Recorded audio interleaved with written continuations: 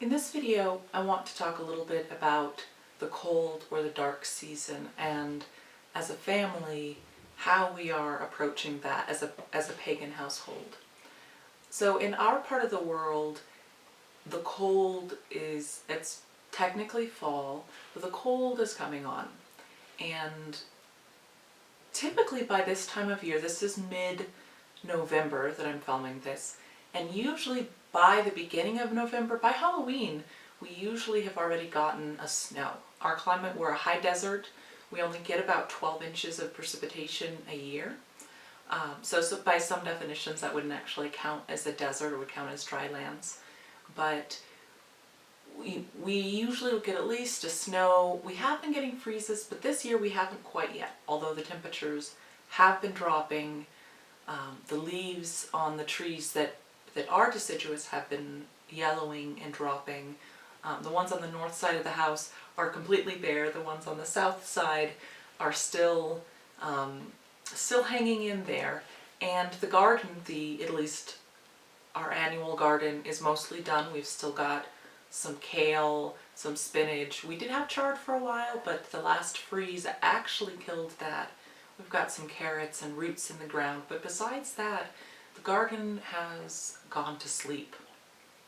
And as pagans, for us, is really about connecting with nature, with the world that we are part of and the cycles that are going on. And presumably, we evolved with cycles as well, being animals, coming from a part of the world that did have seasons, probably not as extreme as the seasons that many of us live in today, and then tens of thousands of years in even more extreme climates, such as my ancestors, which were mostly Northern European, and some Northern American as well, Northern American. So connecting with, we've been trying to connect in with that and go, okay, well what do our bodies need to be doing, and what is happening on a sort of metaphoric or symbolic level with the seasons, and trying to get in sync with that.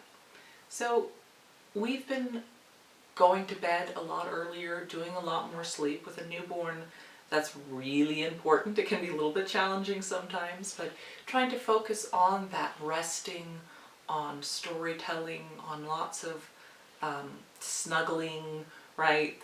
Because our baby is so young, she just likes to be wrapped up and cuddled with us all the time. So that's what we're trying to do. In terms of, what the meals that we're doing as a family, those are all focused around what is available right now. So we're doing a lot of the squashes and apples, the leafy greens that are still in, and we are omnivores, so lots of bone broths and real heavy stews and things like that. We are keeping his carbs a little bit lower and mine a little bit higher, because I am nursing our child, so I think that I need just a little bit more in general in terms of carbs than he does. And we're just really kind of snuggling in and using this time to rest, to begin to dream about what we want to do, about building our lives, about the coming seasons of this growth and building that will be the spring and the summer after the fall and the winter, which is coming now. And of course, if it's still fall for us, even though it feels very wintry already, we're letting go of some of the old and just playing with that, with what we see the world around us, the ecosystem around us doing, trying to integrate that as much as we can into our lives.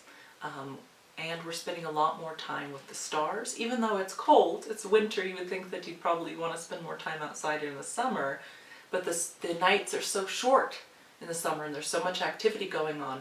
But in the winter, we're able to slow down, the nights come sooner, they last longer. We're actually able to bundle up and spend some time outside looking at the stars more than we would otherwise. So I'd love to hear in the comments if you have specific winter traditions, fall traditions, what it means for you as a pagan, and if you're not a pagan, what does that mean for you? Would love to hear that. As always, if you liked this video, please give it a thumbs up. If you're new, hit that subscribe button. And also, if you have a topic suggestion that you'd like me to cover, please check out the topics video and comment in the comment section of that video what you'd like me to cover, and I'll give you a link to that in the description box below. So until next time, stay warm and take care.